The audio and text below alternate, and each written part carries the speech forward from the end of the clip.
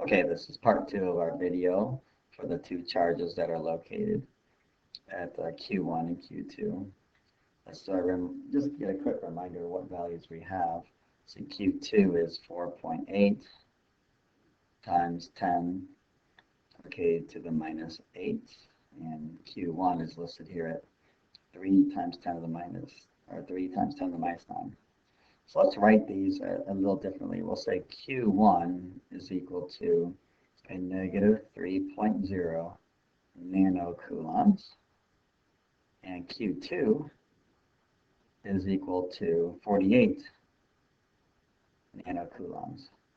And that'll just help us a little later, because we want to calculate a point on the x-axis between these two charges, which the electric potential is equal to 0. Okay, in order for that to be true, then let's look at a position here. We'll just put a little dot there to say somewhere in between these two, we're going to have electric potential equal to 0. So why not the distance between charge Q1 and that charge, let that equal x.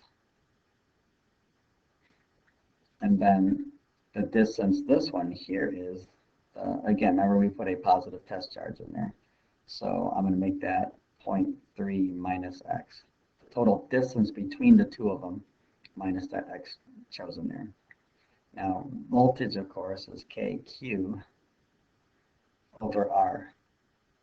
Now, if the electric potential between these two equals 0, that means the electric potential from Q1 must equal the electric potential from Q2. So I'm just going to say that right now. I will say KQ1 divided by R, now I let that equal x, must equal then KQ2 divided by 0.3 minus x.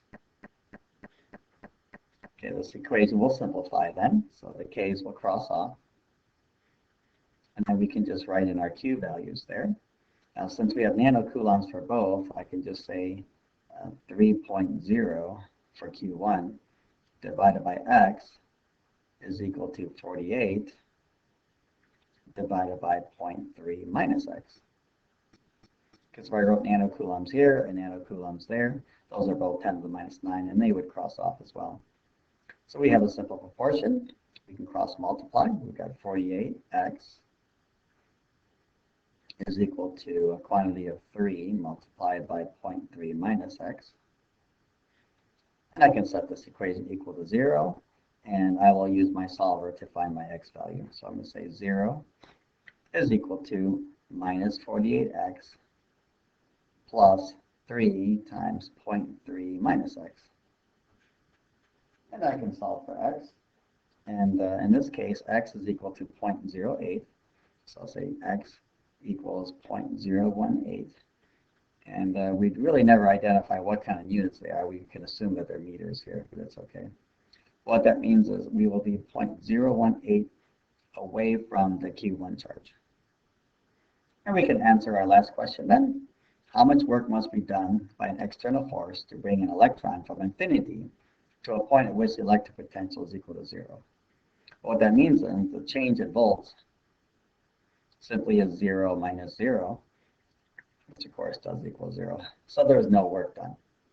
There's no work required to bring something from 0 potential to another place where it is 0 potential.